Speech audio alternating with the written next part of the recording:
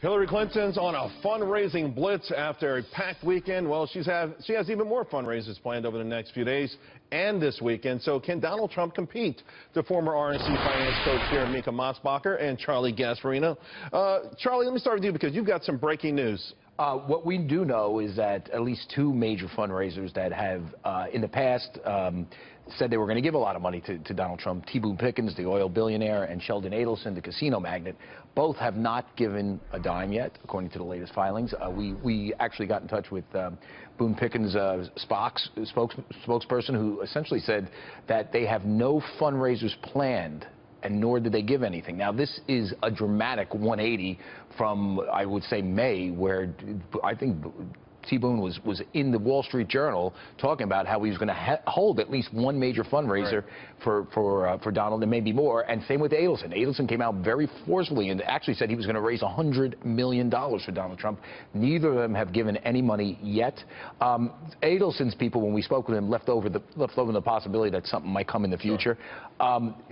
Pickens guys were like, they didn't quite rule it out, but they almost ruled it out. So now you got to ask yourself why these guys aren't stepping up to the plate. I'll ask Mica. I will ask you. Oh, I'm embarrassed with some of my colleagues for not stepping up to the plate. We're playing on the same team. And what we are seeing, though, with everyone who drops out, we bring another donor on board. For example, Mercer Reynolds, who gave $14K to Ted Cruz. He's now fully on board with Trump. Money is not going to be a problem. This campaign has over 25 fundraising events scheduled for the next couple of weeks. Some people are already saying it already is a problem. In July, Donald Trump was significantly under Hillary, and I think what some people are concerned about is how much Donald Trump is spending. Are they spending a lot of money to raise a lot of money? No, we're not burning through money. And remember, we're lean and mean. This campaign is small and is running like a business. Okay, sorry. Oh, yes. She's absolutely right about that. They're lean and mean. But here's where this is the answer to your question. The efficiency of Donald Trump's fundraising dollar is much less than Hillary Clinton's. Hillary Clinton keeps about 85% of her fundraising dollar.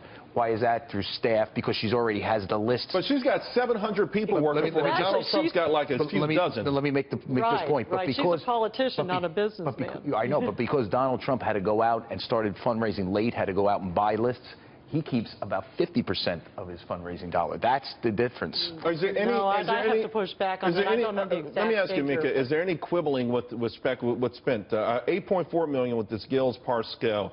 I know that this is the digital thing that initially Donald Trump didn't want to do. Apparently, it's going to be a big part of his push for the White House. $1.8 million on hats and T-shirts. We see the red hats everywhere. Is that traditionally people would say that's not the kind of where you want to spend money? You rather spend that money with commercials in Ohio. Well, to my knowledge, I mean, we're still waiting on T-shirts to come in.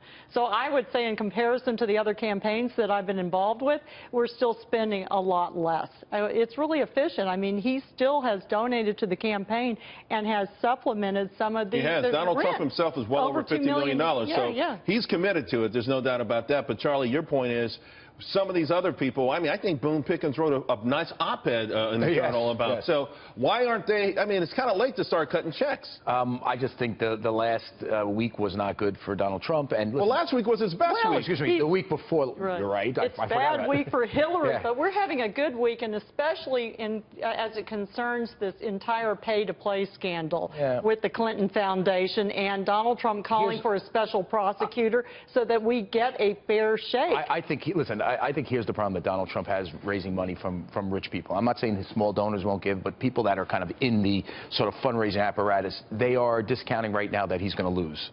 And so what they're saying right now is that, you know, we're holding back. It's good money after bad. And, you know, you see that with the Wall Street banks. You see that with the hedge funds. You're seeing that with Pickens, and you're seeing that with Sheldon Adelson unless something dramatically changes. Well, we don't necessarily need that much money in a super PAC. But what I want to say is, if I may, is that Governor Pence addressed the Republican Governors Association in Aspen last week. There were over 250 major donors there that elected 31 conservative Republican governors. I was there as well, and I can tell you that most of the people in that room are ready and able and willing to give. So the bottom line is money could start pouring in. All right, guys, let's leave it right there. Thanks a lot.